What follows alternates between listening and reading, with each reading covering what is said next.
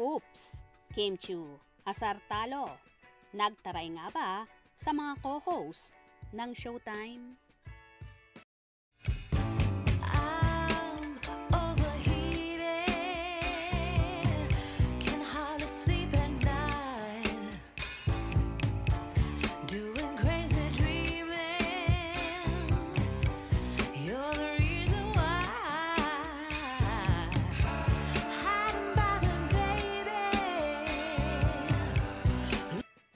Super kwela talaga ang mga host ng afternoon show na It's Showtime na sina Vice Ganda, Vong Navarro, Kim Chiu at Darren Espanto. Sa isa sa segment ng naturang show, ang tawag ng Tanghalan Kids. Dito nga ay nakita na naman nila si Kimi at inasar na naman ng mga kasamahan. Ayon pa kay Darren, si Kim Chiu ba hindi mo nasubukan itry kantahin ang Mr. Right, bawal lumabas, kung saan tinanong ang batang contestant. Ayon naman kay Kimi, sige, simulan nyo talaga. Sundot naman ni Darren, hindi, may mga single din si Ate Kim. Sabi naman ni Vice, kapag kinanta mo yon ang madamdamin, ang ganda nun, tapos may luha. Inasar naman ni Vong na bawal lumabas at dito nga, sabi ni Kim, hoy, pwede nang lumabas. Hindi na pwedeng kantahin yon.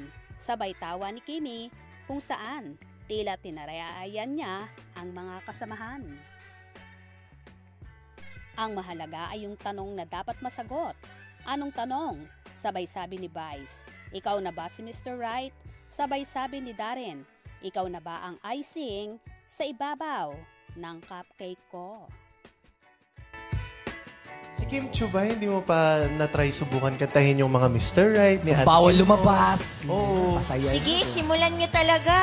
Hindi, may mga single rin si Ate Oo. Kim. Tignan natin, Darren. Sa susunod, Diba? Kinanta mo yun ang madamdamin, ang ganda nun. Oo.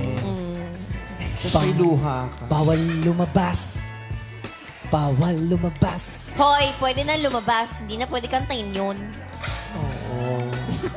Ang mahalaga yung tanong na dapat masagot. Tila may pinatatamaan naman ang mga host at pinaparinggan si Kim Chiu.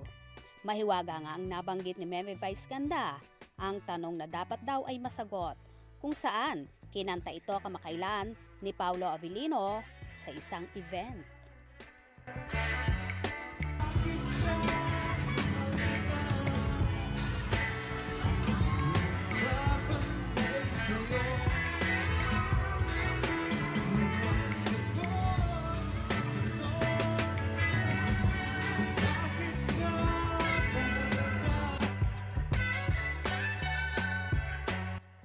Tila naging paborito na nga ni Kimi ang kantang ito na walang tanong sa sagot kung bakit ka mahalaga.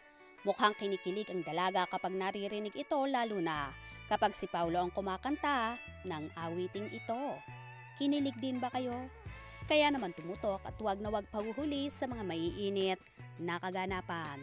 Anong inyong magiging reaksyon sa bidyong ito? Comment below.